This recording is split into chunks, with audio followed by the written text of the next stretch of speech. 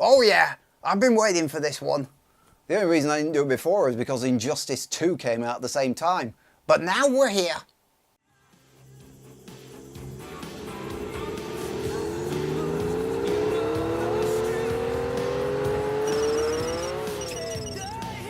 You got Wang. Be aware that the Temple of Longing has been occupied of late.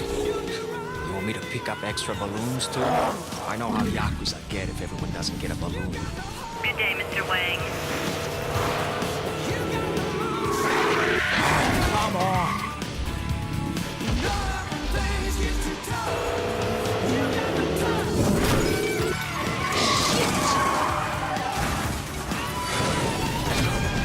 This is Shadow Warrior 2.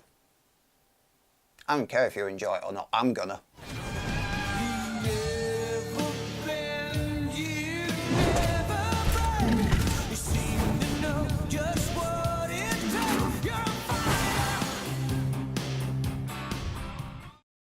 This is a story about a guy called Wang. And if you can't come up with a joke of your own in the time it took me to say that, this game ain't for you. Shadow Warrior 2 is the sequel to the original game, go figure. As such, it shares many of its qualities. Basic sword strikes along with the Stinger, 360 spin and Chi Wave special moves are all still here. Alongside that is the gun combat, and it all feels satisfying as hell. Chi powers have altered, however. In the first game you could use your powers whenever you liked. This time round, using your powers consumes Chi, and you're limited in how much Chi you have. The upgrade system has been streamlined. Instead of money, karma and crystals, this game uses only karma. Earn enough and you get a karma point that can be spent on skills. This is not an open world game, but it does have a hub area you come back to between missions. Dragon Mountain contains a couple of shops dealing in the essentials, as well as missions, side missions and bounties. You reach missions by teleporting, an ability you gain from your new companion, Kamiko. Kamiko's soul has been temporarily placed in your care. Are you serious? Serious? It's really rather miraculous. That's not the word I would have chosen. I'm riding shotgun with this dimwit? Do you understand, Kamiko? Everything is going to be all right. Oh, right, sure. I mean, this day's been fantastic so far. I lost my job, and then my boss tried to kill me, and now I'm stuck inside the head of some wannabe ninja! She's great. How long do we have to do this for? Once in a mission, you wander the open-ish level in search of your goal, which is invariably kill this, and sometimes collect this.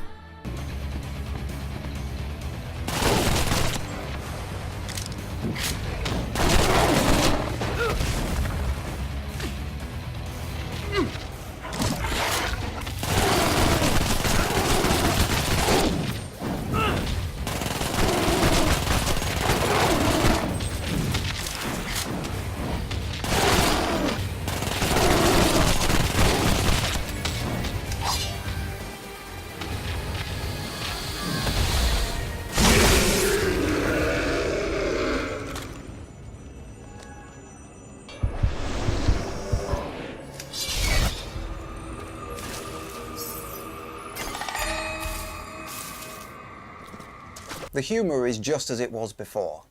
Oh, I'd kill her myself! But it's what she'd do. I'll never be like her. What, in charge? You know, you're a real prick sometimes. I've always thought of myself as more of a Wang. But it's not quite as well structured this time. See, the first game had linear levels, which means that they could tailor the joke to the situation. This time round, the levels are much more open, and you do tend to hear the same jokes again and again. Bob fucking Zai, you awful son of a bitch! Chop chop, motherfuckers! Bob fucking Zai, you awfully son of a bitch! Chop chop, motherfuckers! Wang's movement has been upgraded. He can now double jump as well as sprint and dodge without tiring. This increased mobility allows for better movement through a level, but bizarrely he still can't jump over enemies all that easily. I'm not a graphics geek, but even I can tell this game has questionable visuals. The environments are about PS3 quality. The character models are about PS2. Yeah. Well, the game designers made up for the lack of graphics by being imaginative with the locations. Well, at first. The locations seem to look a bit samey after a while. Still, when you first see the city area, it looks stunning. I spent 5 minutes walking around just looking at the place. And look! I can see where I'm going! No torch, no uber dark rooms, almost everywhere is brightly lit. There's better enemy variety as well. True, most demons still rush you, but there's definitely a better blend of melee and ranged combat, thanks mainly to the soldiers and mechs. Come here, you pussies!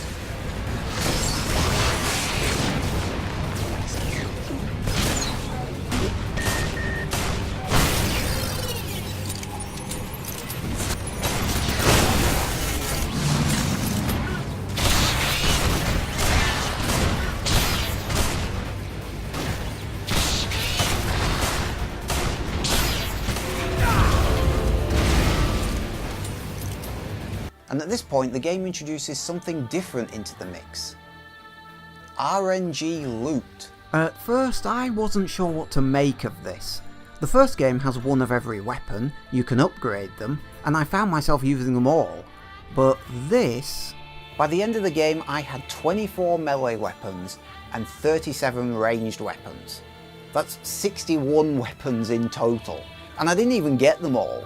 There's like about half a dozen weapons at the shop that I didn't buy, and goodness knows how many are scattered throughout the various levels that I never came across. And that's before we even talk about the gems, or mods really. There's millions of the things. They'll fill up your inventory very quickly. The bigger and meaner the bad guy you kill, the more valuable the mod they drop. And the game makes it very easy to filter them out. You can sort by damage, by critical chance, clip size, reload speed, all that kind of stuff. So you can find precisely the mod you want in the list. In addition, the game does give you a way of putting them in order according to either rarity or level number. But the game's a bit twitchy in that respect. It doesn't always put them in the right order for some reason. I've no idea why. Each weapon can take 3 mods, and there is no end to the combinations possible. Basic stats, fire modes, elemental effects, it's almost Borderlands style. Except where Borderlands gives you fully formed weapons, Shadow Warrior 2 gives you the basic weapon and lets you mod it to your liking.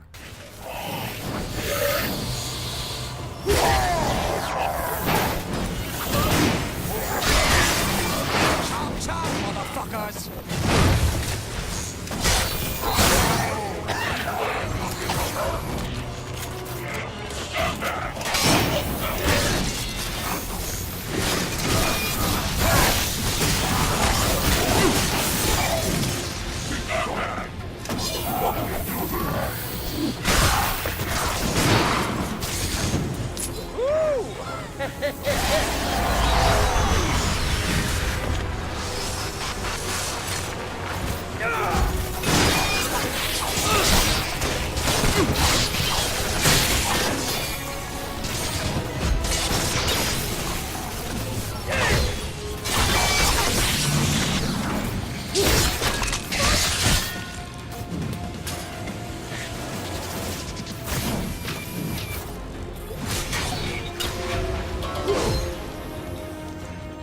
Mods can also be installed on Wang himself, granting additional passive bonuses. The foundry in the hub area allows the creation of new mods by sacrificing 3 existing ones. And then there's the Way of the Wang. My student told me everything you did, Wang. Thank you. Everything? Everything. I should be able to repair the damage you did to his training within 2 years. Hey, I didn't mean to offend. I can be a dickhead sometimes. We all have our own path. You are not called to the silence. To pursue it would be folly. This, Way of the Wang you spoke to him about? The Way of the Wang is long and hard and ribbed for her pleasure. I see. Well, good luck with that. Completing the challenges up on the ridge unlocks additional features for the Forge, increasing a weapon's power, adding a 4th mod to a weapon, and clearing a mod of its negative side effects.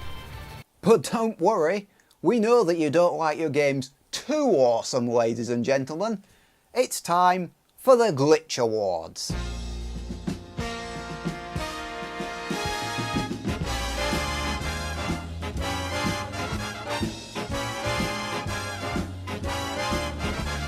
There are so many glitches in this game, I decided it needed its own segment.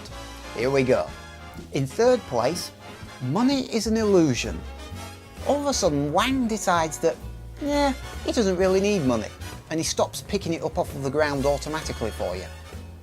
Nice of him, isn't it? As an extra side bonus, however, this particular glitch prevents money from automatically popping out of a treasure chest when you open them. Don't worry too much about this one though, because this glitch actually clears itself when you teleport out of the level. In second place, Treacle Road. With this glitch, Wang suddenly finds himself unable to move very quickly.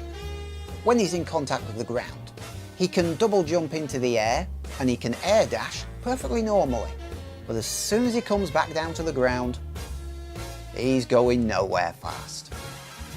And unlike the money glitch, this one can't be cleared simply by teleporting out of the area. No, you have to turn the game off and turn it back on to clear this one. Joy. But in first place, mainly due to the fact that it's such a persistent bloody-minded irritant, Checkpoint Stutter. This glorious glitch isn't really a glitch per se, but it is by far one of the most irritating characteristics of this game. Mainly because every time you hit a checkpoint, the game pauses for 3/4 of a second or so. Every single time you hit a checkpoint. Every single one. There is no way around this problem, and you just have to sort of sit there and hope that your console isn't gonna crash. Which, given all the other glitches, wouldn't surprise me in the slightest. It is by far and away the most annoying glitch of Shadow Warrior 2. And finally, let's have a look at the honourable mentions. The glitches that tried their hardest, but weren't quite that irritating.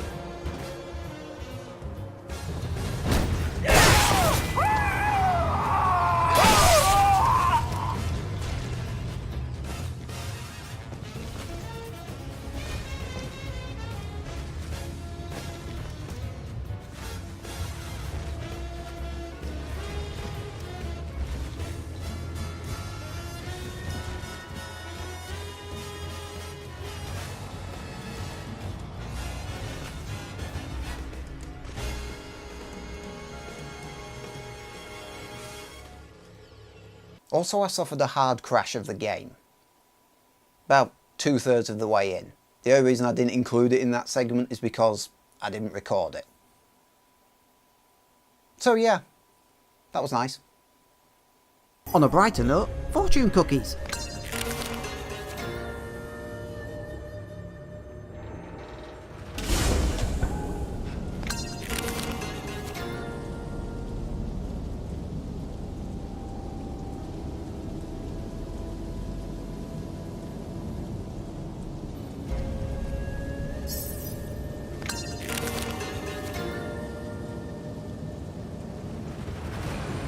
There's a ton of lore in the game, so much so that even I, a completionist, haven't bothered to read it all yet. Speaking of lore, sometimes you can't hear Kamiko in the lore section.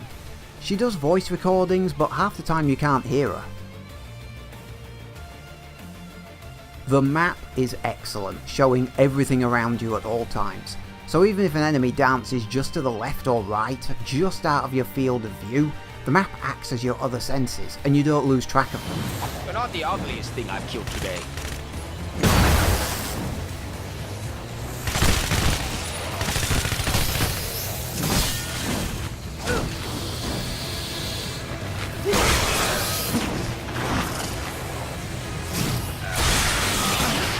Chop chop, motherfuckers!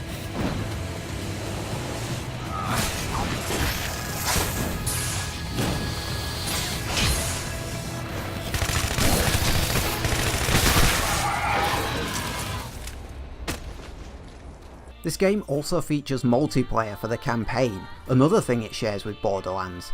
And just like that game, this is best played with friends rather than strangers. Honestly, there's almost no one casually online right now. Power fucking bunga!